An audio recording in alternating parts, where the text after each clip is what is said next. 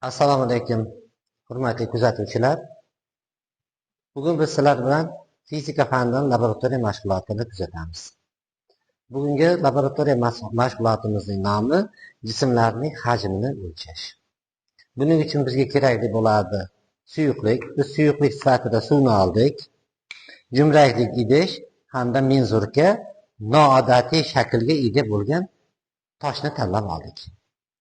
Biz hammamiz yaxshi bilamizki, agar jism kub shaklida bo'lsa yoki to'g'ri to'rtburchak shaklda yoki sharsimon bo'lsa, silindr shaklda bo'lsa, uni hajmini o'lchashni yaxshi bilamiz.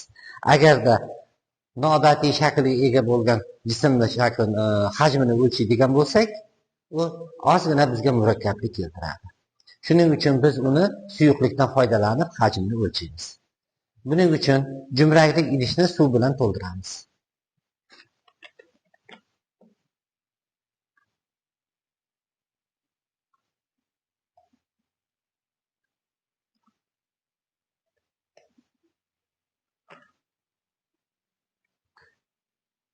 Jumrakli idishni suv bilan to'ldirdik.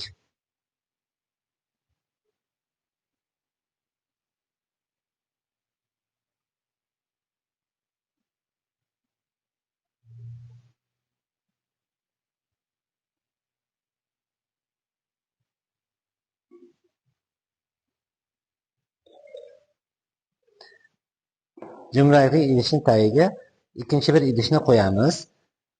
Bundan maqsad suyuqlikka botirilgan jismimiz o'zining hajmiga teng bo'lgan hajmdagi suyuqlikni siqib chiqaradi. Siqib chiqarilgan suvni ikkinchi idishga olamiz. Noodatiy shaklga ega bo'lgan jismni biz suyuqlikka botiraman.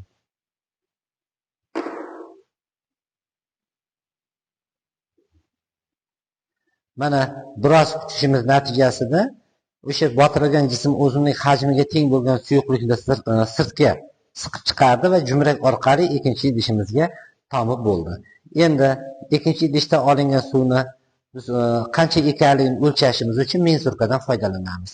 Menzurkamiz millilitrlarda o'lchangan shkala bilan ko'rsatilgan.